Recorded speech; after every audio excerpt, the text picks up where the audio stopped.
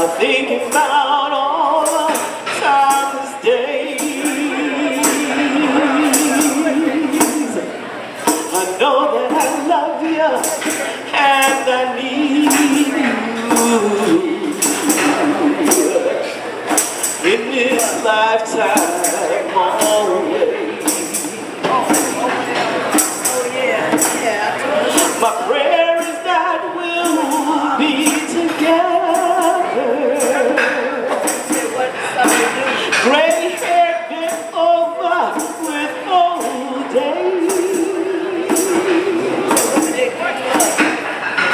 Lifetime after lifetime we will find each other. For we are destined, I have faith. Just thinking about all the ways I love you. I'm thinking about all the timeless days. I know that I love you and I need you. But in this lifetime, always, I'll search for you throughout my days. We are destined, I have faith.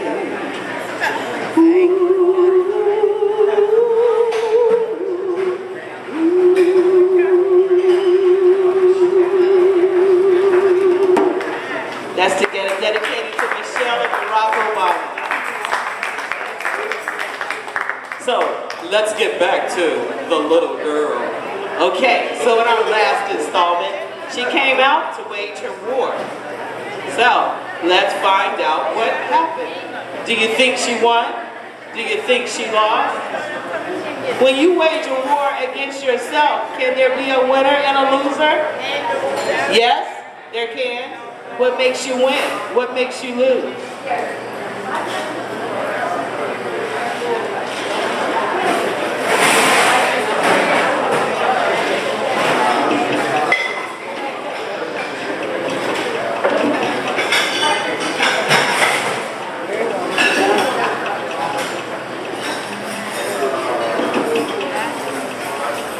That dungeon hole. I had to leave. Began to climb upon my knees. A steep incline without much air, like a miner shaft or rich deep lair. A black silhouette shake shadow only remained free to leave the bowels of doubt and misery.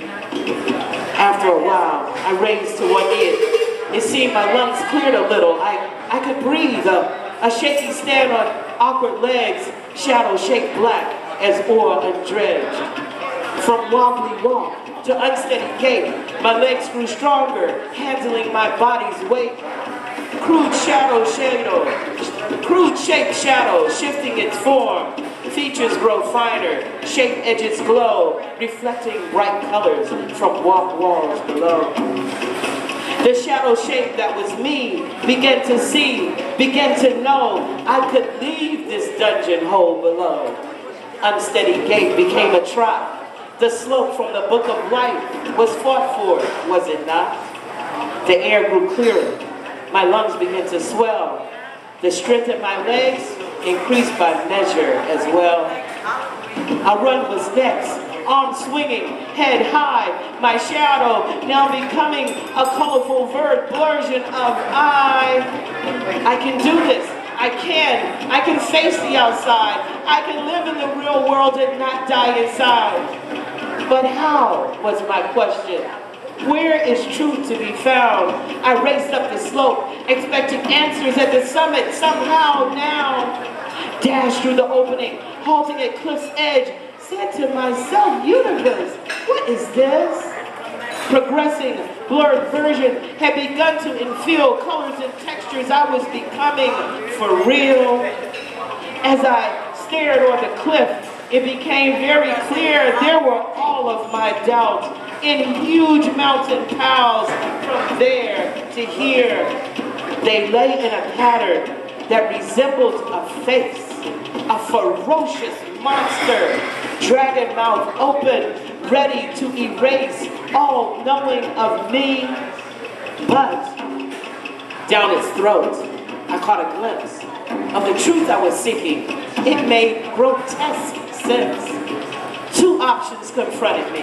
One courageous, one vexed. Back to the dungeon or the dragon's mouth, each one sure death.